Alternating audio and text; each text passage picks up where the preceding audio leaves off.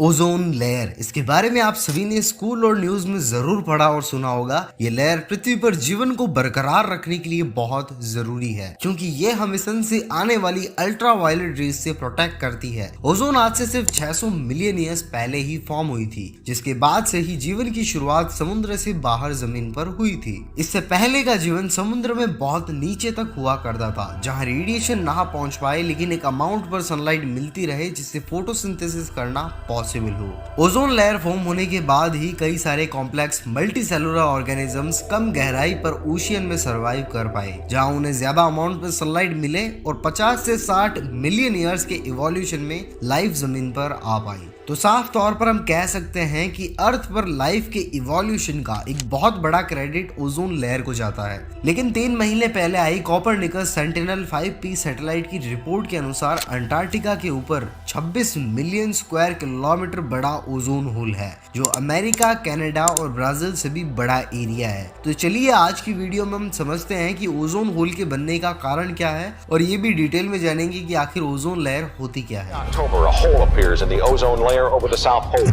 The hole in the ozone shield is the size of the continental United States. The protective ozone layer is being threatened as never before.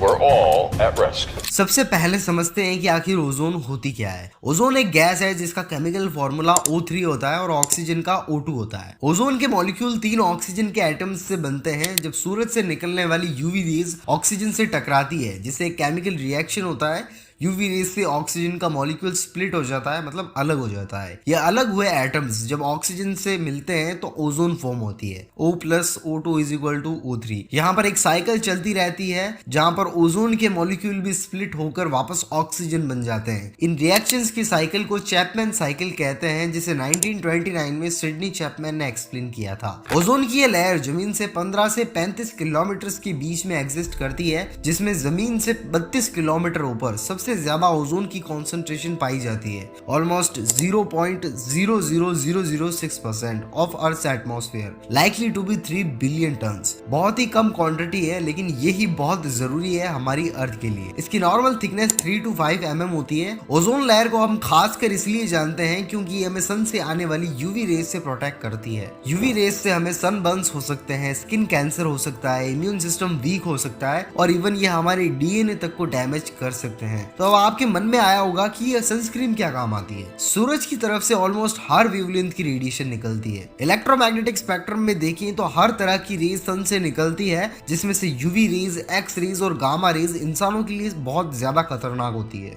Ultra violet range में देखें तो 3 तरह की UV rays होती है, UVC, B और A, जिसमें से UVC 100 से 280 नैनोमीटर्स के बीच रहती है, जो सबसे ज्यादा हार्मफुल होती है। और जो हमारी ओजोन लेयर है वो mainly X rays, gamma rays और UVC रेज को रोकती है अर्थ पर आने से। लेकिन UVB बहुत कम रोकी जाती है, लेकिन UVA बिल्कुल भी नहीं रोकी जाती, ये डायरेक्टली अर्थ पर आ जाती है। और जो सनस्क्रीन होती है वो हमें UVA और UVB रेज से प्रोटेक्ट करती है। इसमें भी आपको ब्रॉड स्पेक्ट्रम सनस्क्रीन खरीदनी चाहिए जो दोनों रेज से प्रोटेक्ट करे, क्योंकि नॉर्मल सनस्क्रीन सिर्फ UVB रेडिएशन से प्रोटेक्ट करती है। हालांकि हमने तो सनस्क्रीन सिर्फ टीवी एड्स और कार्टून एनिमेशंस में ही देखी है। थैंक यू ऑगी, तुमने मुझे काली होने से बचा लिया।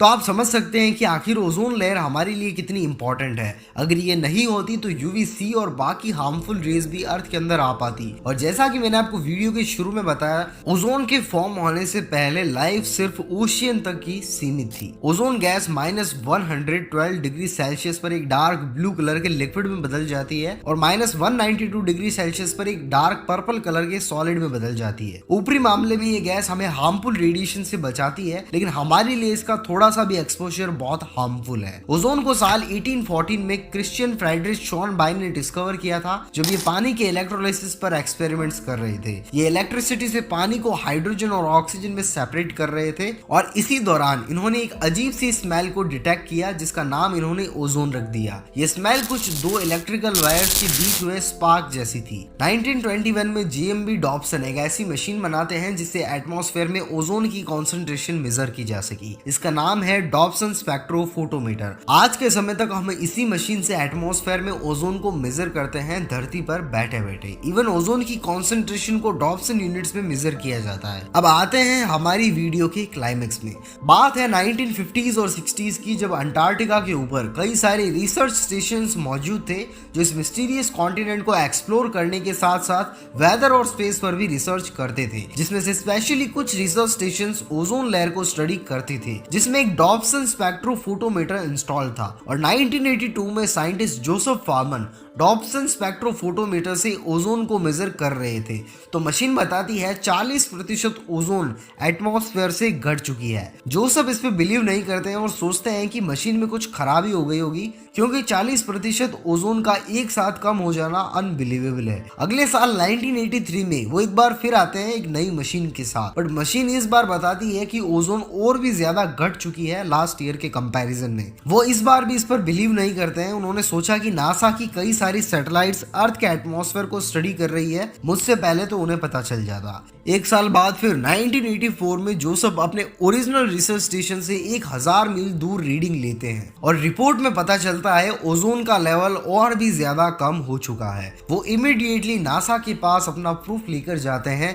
और रिसर्च के बाद पता चलता है कि अंटार्कटिका में एक ओजोन होल है जो साल भर साल बढ़ता ही जा रहा है और अर्थ पर रहने वाले लिविंग बींग्स के लिए ये बहुत डेंजरस है। अगर इसी तरह ये ओजोन होल बढ़ता गया तो 2050 तक ओजोन लेयर पूरी तरह मिट जाएगी। जोसेफ फार्मन की इस रिपोर्ट से पहले 1974 में इन 3 साइंटिस्ट ने एक रिपोर्ट पब्लिश की थी, जिसमें इन्होंने बताया कि CFCs क्लोरोफ्लोरोकार्बन्स की वजह से ओजोन लेयर खत्म हो रही है, लेकिन उस वक्त इसे किसी ने सीरियस नहीं लिया। उस पॉइंट ऑफ टाइम में CFCs का यूज बहुत नॉर्मल और बहुत बड़े लेवल पर हो रहा था। CFCs में प्रॉब्लम ये थी कि एटमॉस्फेयर में जाकर सन की रेडिएशन से टकराते तो केमिकल रिएक्शन से क्लोरीन रिलीज करते, जिससे एक खतरनाक केमिकल रिएक्शन होता। इसमें क्लोरीन ओजोन के मॉलिक्यूल से टकराते और इससे बनता ऑक्सीजन प्लस क्लोरीन मोनोऑक्साइड। ये क्लोरीन मोनोऑक्साइड जाकर ऑक्सीजन के एटम से रिएक्ट करता और बनता ऑक्सीजन और क्लोरीन। इस रिएक्शन में क्लोरीन ऑक्सीजन से रिएक्ट करता है और दूसरी रिएक्शन में दोबारा क्लोरीन निकलता है। इससे फिर ये ओजोन से रिएक्ट करके उसे खत्म करेगा और वापस क्लोरीन प्रोड्यूस होगा। यहाँ पर ये एक लूप बन रहा है ओजोन को खत्म करने के लिए। सिर्फ एक क्लोरीन का एटम हजारों ओजोन के मॉलिक्यूल्स को डिस्ट्रॉय कर सकता है। 1985 में पहला मैप रिलीज होता है ओजोन होल का।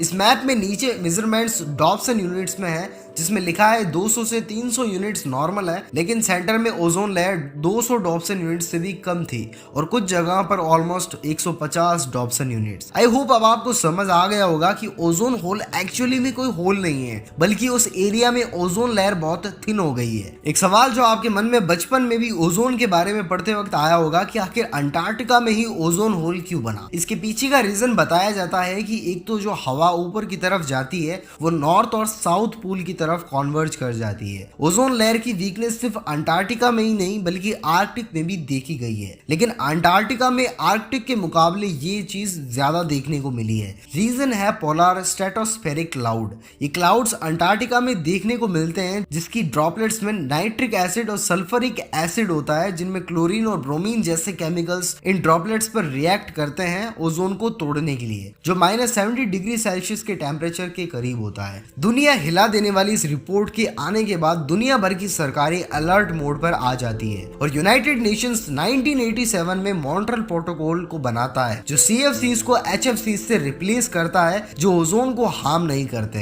ये यूनाइटेड नेशंस के इतिहास में पहली बार था कि सारे 198 कंट्रीज ने किसी ट्रीटी पर एग्री किया हो, लेकिन फिर भी साल 2000 में सबसे बड़ा ओजोन होल देखने को मिलता है, क्योंकि एक्शन लेने में और उसका इम्पैक्ट दिखने में फर्क होता है। लेकिन इसके बाद हालात सुधरते हैं। 1986 में CFC कंजप्शन 800,000 मैट्रिक टन थी पूरी दुनिया में और 2014 में 156 मैट्रिक टन बन जाती है। 99% CFCs का यूज बंद हो जाता है। दुनिया भर के लिए ये एक बहुत बड़ी अचीवमेंट है और रिजल्ट में ओजोन लेयर रिकवर हो रही है। 2023 की UN की रिपोर्ट के अनुसार अगले 40 सालों में ओजोन लेयर 1970s के टाइम के जैसी हो जाएगी। 2045 तक आर्कटिक के ऊपर का ओजोन होल फुल्ली रिकवर कर जाएगा और 2065 के करीब अंटार्कटिका के ऊपर का ओजोन होल भी पूरी तरह रिकवर कर जाएगा। 2016 में हाइड्रोफ्लोरोकार्बन्स को भी लिस्ट ऑफ कंट्रोल सब्सटेंसेस में डाला गया, क्योंकि HFCs ग्रीन हाउस गैसेस हैं जो कार्बन डाइऑक्साइड से भी ज्यादा डेंजरस है। इससे क्लाइमेट चेंज पर बहुत भारी इफेक्ट पड़ता है। ऐसे ही अगर दुनिया भर की सरकारें यूनाइटेडली काम करें तो हम क्लाइमेट चेंज जैसी प्रॉब्लम्स को भी सॉल्व कर सकते हैं। इस पर आपके क्या विचार हैं हमें कमेंट करके जरूर बताएं और यहाँ पर क्लिक करके आप और ऐसी वीडियोस देख सकते हैं। Thanks for watching.